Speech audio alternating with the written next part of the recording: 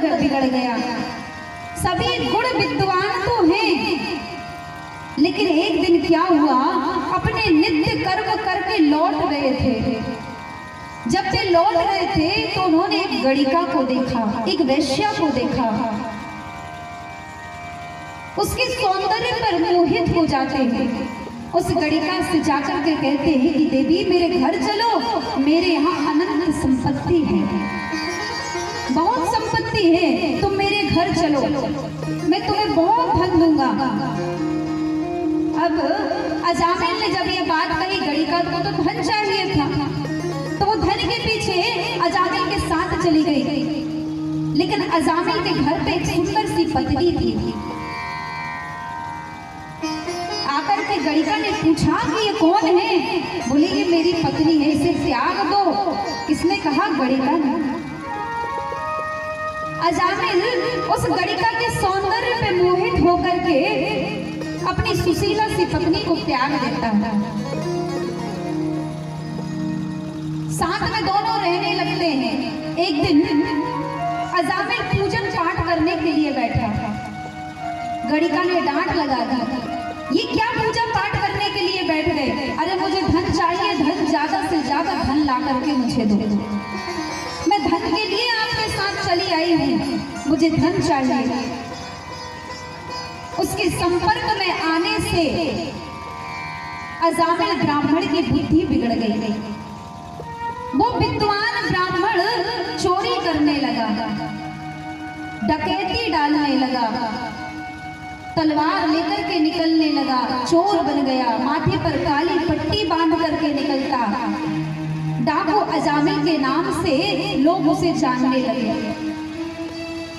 जब वो गलियों से निकलता तो सब अपने अपने दरवाजे बंद कर लेते थे, दुकान बंद कर लेते थे। अरे अरे डाकू अजामिल आ गया, भागो, ये हमें मार देगा, हमारा धन लूट करके ले जाएगा।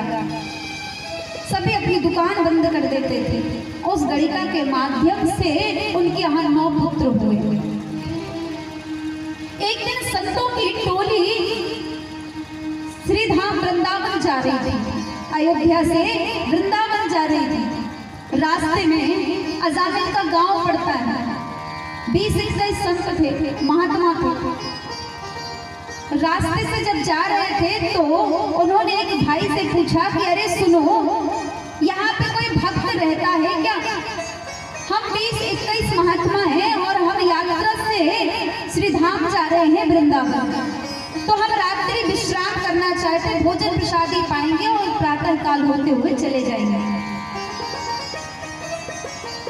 उसने व्यंग कर दिया, बोले हाँ हाँ क्यों नहीं, मैं ऐसे भक्त का नाम बताऊंगा कि वे आपकी खूब सेवा करेंगे। संत समझ नहीं पाए कि ये संतों का उपहास उड़ा रहा है। संतों ने कहा ठीक है। बोले यहाँ से जाओ तो सबसे बड़ा वृक्ष होगा, उसी के सामने एक भक्त अजामिल का घर है। संत भोरे भारे चले जाते हैं। संत जब गए, संतों ने देखा, संतों ने पुकार लगाई, अरे भक्त अजामिल, हम तुम्हारे द्वार पर खड़े हैं, आज रात्रि हम विश्राम करना चाहते हैं, क्या द्वार खोल सकते हो? भोजन प्रसादी की व्यवस्था कर सकते हो? अब अजामिल तो चोरी करने के लिए गया हुआ था, गणिका अकेली थी। गणिका ने हल्का दरवाजा खोला, देखा तो संतों की मंडली। वो माँ के कहे अनुसार आपसे कहूँ, मैं झूठ नहीं बोलना चाहती, मेरे पति कोई भक्त नहीं है, मेरा दुर्भाग्य देखिए। मैं तो आपसे ये भी नहीं कह सकती कि आइए अंदर पधारिए, मैं तो आपको जल के लिए भी नहीं कह सकती। मेरे पति कोई भक्त नहीं है, मेरे पति तो डाकू हैं, मांस मदिरा का सेवन करते हैं, जगह जगह आपको शराब की बोतलें पड़ी मिलेंगी, मदिरे की बोतलें पड़ी मिलेंगी, मांस के टुकड़े पड़े मिलेंगे। मेरे पति कोई भक्त नहीं है।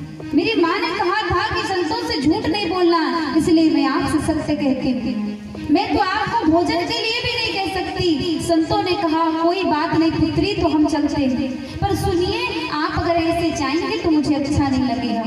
क्यों ना मैं अगर आपके अपने हाथों से आपको भोजन बना करके नहीं खिला सकती तो सूखी सामग्री तो दे सकती हूँ।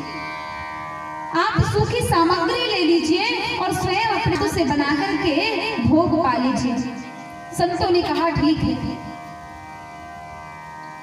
संतों ने दाल बाटी बनाई, चूरमा बनाया, लड्डू गोपाल को भोग लगाया।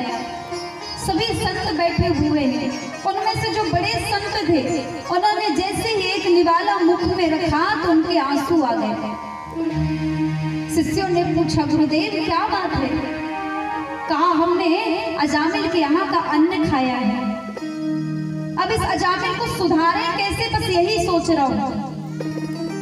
इसकी बुद्धि बिगड़ गई है, इसे सुधारना पड़ेगा, कैसे सुधारें? संतों ने विचार किया। रात्रि का समय हुआ, रोज का अजामिल का समय था प्रातःकाल 4 बजे आने का, लेकिन उस समय तो अर्धरात्रि में ही अजामिल डाकू डाल करके आ जाता है, डकैती करके आ जाता है। जब वो लौट करके आया तो उसने आकर के जैसे ही संतों की टोली देखी तो क्रोध से लाल हो जाए। आप लोगों को यहाँ रुकने के लिए किसने कहा, किसने अनुमति दी? अंदर से गणिका बाहर आती, अरे क्यों डांटते हो, क्यों तेज स्वर में बात करते हो? मैंने रोका है, मैंने इनको भोजन करने के लिए कहा है। अरे देवी आपने कहा है तो अच्छी बात है, अच्छा है, भोजन करा दीजिए। अब डरता तो वैसे ही था अजामिल अपनी पत्नी से। अब जब भोजन कर लिया महात्माओं ने, संतों ने, तो अजामिल से कहते हैं कि देखो पुत्र, हमने तुम्हारे यहाँ का भोजन पाया है, और जब ब्राह्मण संत महात्मा भोजन पाते हैं तो उन्हें कुछ दक्षिणा देनी पड़ती है, रुपया पैसा देना पड़ता है, दक्षिणा देनी पड़ती है। और जैसे ही दक्षिणा की बात सुनी तो अजामिल फिर क्रोधित हो गया। अरे ओ महात्माओं, शुक्र मनाओ कि तुम यहाँ पर बैठे हो, तुम्हारे लोटा थाली सलामत है, तुम्हारे चिमटा चिमटी सलामत है। अगर मेरी पत्नी ना होती तो ये भी तुमसे छीन लेता। संतों ने कहा, पुत्र हम तुमसे धन थोड़ी मांग रहे हैं, ना हम तुमसे सोना चांदी मांगते, ना आभूषण, ना धन मांगते। अजामिल ने कहा, तो क्या चाहिए आपको दक्षिणा में? बोले, अब की बार जो तुम्हारे यहाँ संतान जन्म ले, पुत्र जन्म ले, उसका नाम नारायण रख देना। अजामिल ने कहा, ये कौन सी बड़ी बात है, ठीक है मैं अपने पुत्र का नाम नारायण रख दूंगा। और आजकल के समय पर आप बताओ, बड़े बुजुर्ग अगर भगवान का नाम अपने बालकों का रखेंगे तो माताएं भी गुस्सा हो जाएंगी। क्यों? क्योंकि नया जमाना चल रहा है। तो आजकल के संतानों के नाम हम रखते हैं टिंकू, पिंकू, चिंकू, स्वीटी, फ्रूटी, ऐसे नाम रखते हैं। लेकिन शहरों में ना बच्चों के नाम से मिलते जुलते उन लोग कुत्ता बिल्लियों के नाम रखते हैं। राम, राधे, श्याम रखते हैं। पहले के बुजुर्ग रखते थे ना, नारायण रखते थे, गोविंद रखते थे, गोपाल रखते थे, कृष्णा रखते थे, कृष्ण रखते थे। लेकिन आज के माता पिता नए जमाने के नाम रखते हैं। अब तो नया जमाना है, कुत्ते बिल्लियां पाल रहे हैं। गाय पालना कोई नहीं पालता, ना गाय की सेवा करता था। अब तो कुत्तों को साथ में सुलाते हैं। गायों को तो कोई सेवा भी नहीं करेगा, ना गाय की पूजा करेंगे। गाय को लठिया मार के बाहर निकालेंगे और बाहर की चीजों को अंदर ला करके अपने बिस्तर पर सुलाते हैं, उनको लाड़ करते हैं, उनको साथ में बिठाल करके भोजन कराते हैं, सुंदर पुचकारते हैं, लाड़ करते हैं। अब आप देखो, पहले के हमारे जो बुजुर्ग थे अपने घर के सामने राधे श्याम सीताराम लिखते थे। धीरे धीरे नया समय आया, स्वागतम लिखने लगे, और नया समय आया वेलकम लिखने लगे, फिर और नया समय आया तो लिखने लगे कुत्तों से सावधान। लिखने लगे कि नहीं लिखने लगे? तो वो क्यों लिखते हैं कि भैया इस घर से सावधान रहना, क्योंकि इस घर में कुत्ते कुत्ते रहते हैं। अब भाई जब लिखा है तो यही समझो कि कुत्तों से सावधान, मतलब इस घर में जानवर रहते हैं, इस घर में आने की अनुमति नहीं है तुम्हें।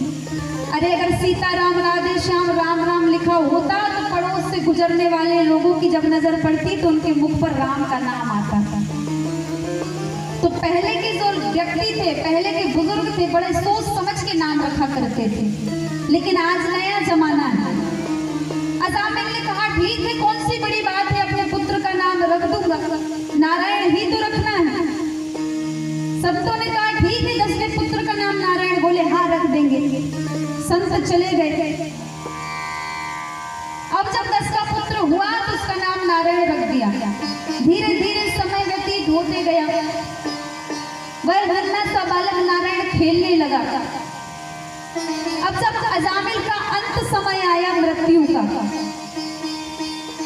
यम के दूत सामने खड़े हैं, हाथ में रस्सी है और बस गले में रस्सी बांध करके ले जाने के लिए तैयार हुए हैं। यहाँ पर अजामिल घबरा रहा है, प्राण फड़फड़ा रहे हैं, कौन बचाए। आसपास देख रहा, कोई नजर नहीं आता। फिर देखा बालक नारायण खेल रहा था। अरे नारायण बचाओ, नारायण बचाओ, मेरे प्राण निकल रहे हैं, मुझे आगा के बचाओ। जैसे ही कहा नारायण बचाओ तो नारायण के पार्षद वहां पर आ गए। देखो बालक का नाम पुकारा है, लेकिन आए कौन? नारायण के पार्षद। नारायण के पार्षद आए, यमदूतों से कहा कि देखो तुम नहीं ले जा सकते। बोले क्यों? क्योंकि इसने नारायण का नाम गाया है। यम के दूत बोले नारायण का नहीं, इसने तो अपने पुत्र का नाम गाया है। भगवान के पार्षद बोलिए वृंदावन में हरिलाल की जय। जैसे ही वो अंत समय में यमदूत आए, नारायण के पार्षद आ गए, नारायण का नाम लिया है। बोले नारायण का नाम नहीं, पुत्र का लिया है। भगवान के पार्षदों ने कहा देखो कैसे भी नाम लिया हो, चाहे अपने पुत्र का लिया हो चाहे भगवान का, लेकिन नारायण का नाम तो आया है, इसलिए तुम इन्हें नर्क नहीं ले जा सकते। अजामिल पड़ा पड़ा दोनों की बातें सुन रहा है। आज मैं अपने पुत्र का नाम गाया हूँ, नारायण का नाम पुकारा हूँ, तो मैं मृत्यु लोक जाने से बच गया, यमपुरी जाने से बच गया, यमलोक जाने से बच गया। अगर मैं नारायण को साक्षात मानूं और भजन करूं, उनके नाम का जप करूं, तो मेरा जीवन तो धन्य हो जाएगा। आज उनका मन पलट गया, भगवान का भजन करने लगे। पार्षदों ने आकर के भगवान को बताया, यम के दूत आए हुए थे, ले जा रहे थे। भगवान ने उस पर कृपा की।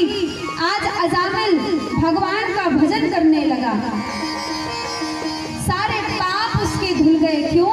क्योंकि अंत समय में नारायण का नाम आया मुख पर। बोलिए वृंदावन बिहारी लाल की जय, राधा रानी सरकार की जय। भज लियो सीता राम आगे की गैले कठिन है, भज लियो सीता राम